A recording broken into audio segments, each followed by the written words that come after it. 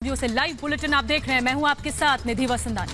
नमस्कार, आपके साथ मैं हूं शाज़िया निसार और बुलेटिन की शुरुआत करेंगे इस वक्त की बड़ी खबर के साथ जो कि चीन से आ रही है। इस वक्त की बड़ी खबर चीन से, आंकड़े बेहद डराने वाले। चीन में हालात बद से बदतर, मौत का आंकड़ा लगातार बढ़ता हुआ इस वक्त आपकी टीवी स्क्रीन पर। 24 घंटे में 1290 लोग जी हां इससे संक्रमित हुए और मौतों का आंकड़ा इसी बीच लगातार बढ़ता हुआ।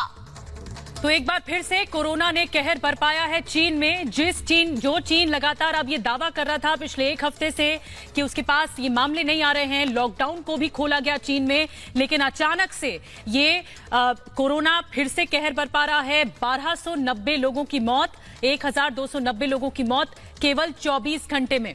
और इसी खबर पर ज्यादा जानकारी और बातचीत के लिए सीधा रुख करेंगे न्यूज रूम का, जहां पर हमारे सहयोगी आशुतोष चतुर्वेदी इस वक्त मौजूद हैं। आशुतोष, ऐसा लग रहा था कि चीन में हालात सामान्य हो रहे हैं, लेकिन एक बार फिर से बड़ा झटका चीन को।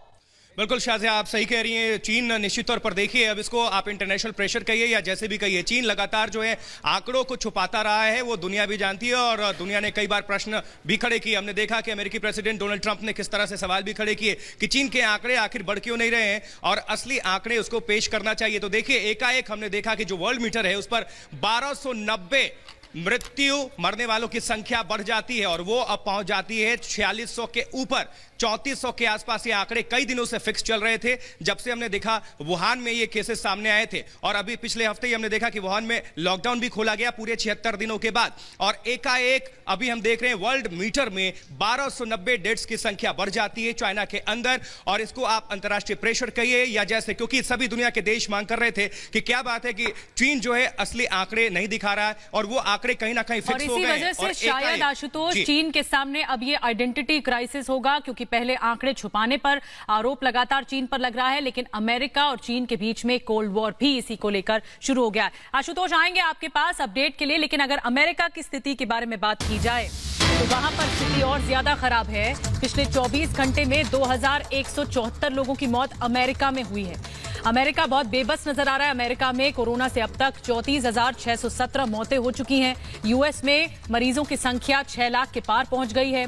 न्यूयॉर्क में कल हुई 606 लोगों की मौत, कल की तारीख की बात बता रहे हैं आपको।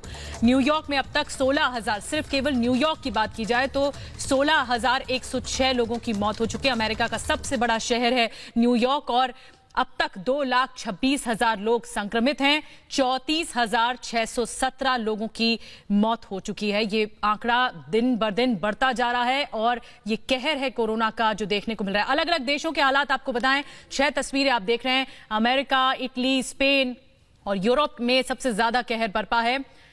और ये जो मरीजों की संख्या है अलग अलग देशों में, वो हम आप तक पहुंचा रहे हैं। जर्मनी, फ्रांस, ब्रिटेन में क्या हालात हैं ये आपके सामने है।